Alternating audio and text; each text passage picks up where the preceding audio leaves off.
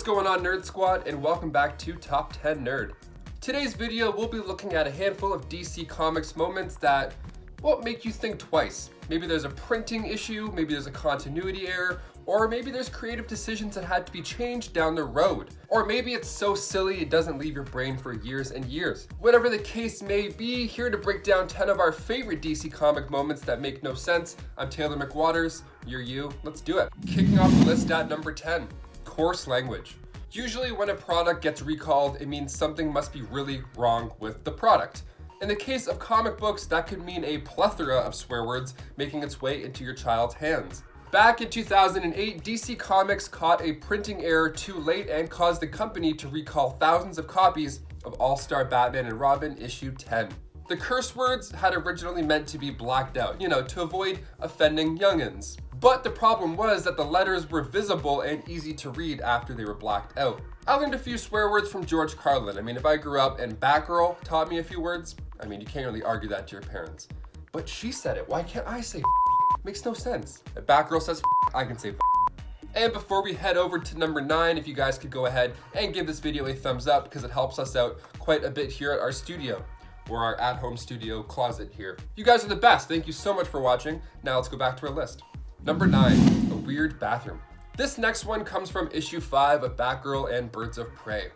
In the issue, the Birds of Prey are trying to find the new Oracle.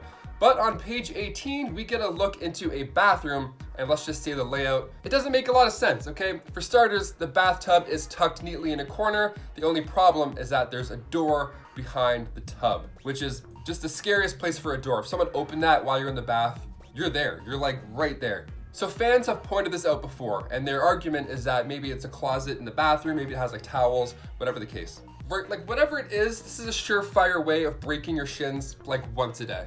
I stub my toe off things often. I stub my toe in my room so many times. My toes are just gone, they're mangled. Let alone the corner of a bathtub, I would move out after 2 days.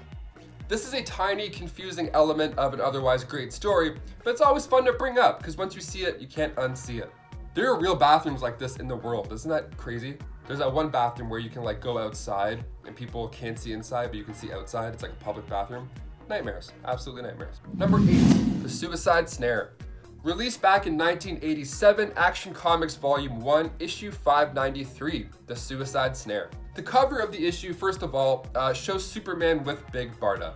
I don't mean they're grabbing a coffee and they're birdwatching in the park. No, I mean he's with her. They're making out. Okay, and who's just watching in the background? Why, it's Mr. Miracle, just watching the whole event go down, in shock. Even the line, Superman and my wife, is laid across the cover. It's great. You're obviously gonna read it if you see this comic. So what's going on here already? This is crazy. So Mr. Miracle goes home and finds Darkseid sitting on his couch. So scary, right off the bat. Then he immediately asks where Barda is, and Darkseid just gives him a tape to play. So already this is the weirdest thing ever. If Darkseid just handed you a tape, would you not faint? I'd faint. I'd be like, oh, cool, DVD, all my friends are dead. All of my friends are dead, awesome. So he clicks play and he sees Big Barda dancing for Sleaze. And I'm not talking about TikTok dances either. They don't show it, but it's implied that it is sexual dancing in nature. So Sleaze takes mind-controlled Barda and Superman to an adult film director named Grossman. Yeah, Grossman, haha. So his whole idea is that the adult tape would make enough money to just buy an army. That was his way of making money fast. Not a bad idea.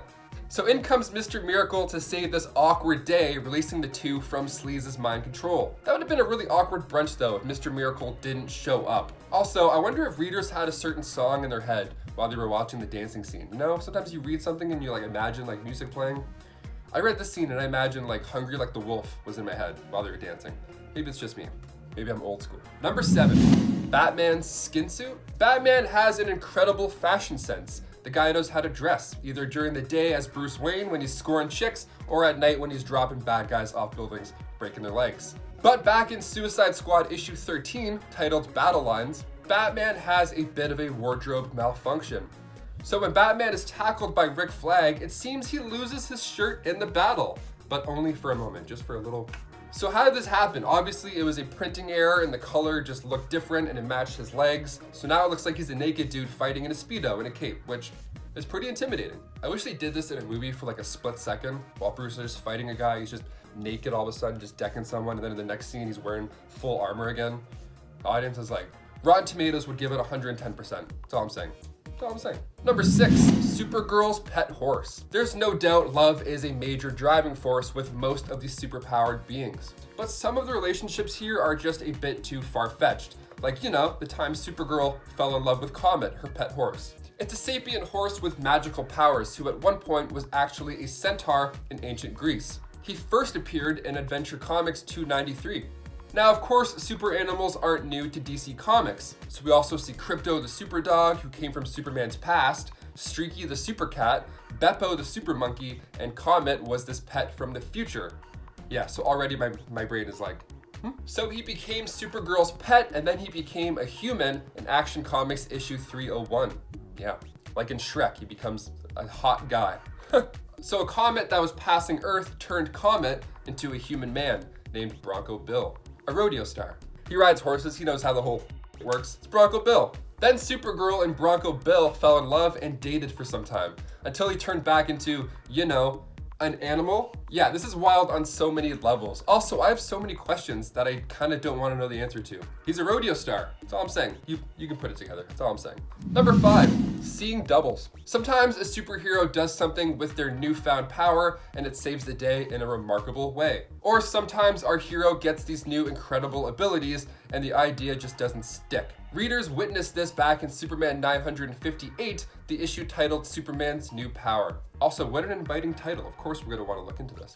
After detecting a disturbance under Metropolis, Superman checks it out only to discover it is indeed an alien ship. Go figure, just another day in the ordinary life of Superman. But as soon as Clark comes in contact with the ship, boom, it explodes. Later on, he goes to fight some bad guys, but when he goes to use his powers, they're a bit different. They're actually rainbow beams. Yeah, he shoots rainbows out of his fingers. How magical. So this causes all the crooks to become non-aggressive. Pretty sick power. Just you do that forever. You've done it. You don't have to break any legs or throw people on the moon. Just be nice, chill. So Superman is basically a Care Bear now in this issue. Now, if that wasn't odd enough already, soon after, he discovers that he can shoot mini clones of himself at people. But here's the thing. The people of Metropolis don't panic or riot at these super clones. No, the people of Metropolis love this. They actually get so attached to the clones that even Superman himself is like, hey, what about me? Do y'all remember I'm the main event here? You guys, Superman? Huh, what?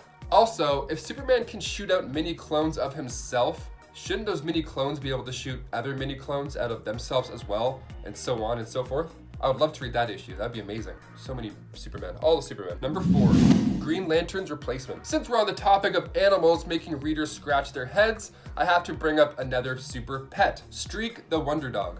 He made his first appearance in Green Lantern issue 30 as Alan Scott's cute companion. And then he replaced Alan Scott on the front cover of the comic 4 issues later. The last comic that Streak was the shining front cover star for was issue 38. It's a shame it didn't last longer though. I mean, to be honest, that's already impressive that it lasted even that long in the first place. Which super dog is your favorite also? Let us know in the comments down below. I see people online. I think Streak is mine. So issue 36 with Streak is actually currently running for $630 on eBay currently. So if you got a few extra bucks lying around, add one of the weirdest issues ever to your collection. Number 3, Wonder Woman, please hold. Most of us know by now that Wonder Woman is, of course, one of the key members of the Justice League. That's how it's been for most stories. Most. See, when Wonder Woman was asked to join the Justice Society of America in issue 13 of All-Star Comics, readers were surprised when her new role in the team meant answering phone calls. Yeah, she joined as the team's stay-at-home secretary. Yeah, and even the next issue after she joins the team, she's on the front cover and she's listed as an official team member. And then on the very next page, she says to the team that she'll be there in spirit. What? Well, as odd as it looked and felt reading this, the reason behind it was because her co-creator, William Moulton Marston, was too busy writing other issues and didn't want anybody else writing her in the Justice Society. Which makes sense. I mean, she only just made cameos really until after his death. Then after his death, she became an actual member and not just a secretary. Number 2, ignoring Blue Beetle. Back in Countdown to Infinite Crisis, Blue Beetle had actually approached his super friends and teammates after he discovered something called the OMAC Project. So he brought it up to Batman's attention, but Bruce just doesn't really give it to him. He brushes him off almost immediately. That's page 13. 13 and 12 are good. Well, the OMAC project of course turned out to be something, and when Blue Beetle discovered it, he's all by himself, leading for him to be killed. So if only Batman just took him seriously in this moment, things would have turned out a lot less ugly. Now I know Batman created this thing in the first place, so it's kind of fair that he didn't listen to him, but before Infinite Crisis, the OMACs killed like a lot of people. Should have just given him 2 minutes to explain, or 10 seconds to explain. The fact that Batman just didn't listen to his team member, especially when he already knew something was kind of going on, it's pretty odd, even for Batman. Doesn't make a lot of sense. And finally, number 1, Stephanie Brown's death. So when Tim's father found out about his part-time job as Robin, he was forced to retire. Meanwhile, Stephanie Brown broke it off with Tim Drake because she thought that he'd been sneaking around behind her back, talking to other girls, all that jazz. So of course she needed something else to focus on, so she made a homemade Robin suit and snuck into the Batcave and demanded that Batman would make her the new Robin. Awesome. So cut to several months of training, we got a new costume upgrade that matches Tim designs. It's all great. Now she's rolling with Batman on the streets. And they did pretty well together for a bit. Then she disobeyed Batman's orders on a couple of missions and was fired, because you know, he likes firing people. Now this is where things get weird. See, because of this, Stephanie felt like she had to prove herself to Batman, so she took one of his plans and tried to do the job herself. This unfortunately led to the events of Batman War Games, where Stephanie was captured by Black Mask, tortured, and then she sadly died in a hospital with a failed, sad Bruce Wayne by her side. Super sad, but this is where things get fishy for the comics. So Leslie Tompkins, okay, it was actually revealed that she had withheld the medical treatment that could have saved Stephanie's life in order to make Bruce see the violence that he caused and hang up the mantle. That's one way to give a lesson out, sure. This wasn't taken lightly, and the company fixed it in 2008's Robin issue 174, where it was revealed that Leslie had faked Stephanie's death all along to keep her safe. Then Stephanie continued to fight as the Spoiler and Batgirl. Sure, there's one way to make things happen, you know, you make it in a certain way, and then there's another, but you can't really do both. You can't have both exist. DC Comics are confusing. And then Stephanie continued to fight as the Spoiler and Batgirl. I feel like we could have gone without all that horrible dark tragedy stuff. I don't know. Well guys, there you have it. Some of these odd moments are fun, while others just leave you feeling bummed out for the character's fate. Let us know in the comments down below which comic book moment threw you off, because we'd love to hear about it. Until then, keep washing your hands, keep reading those comics. I'm Taylor McWatters, and we'll catch you next time.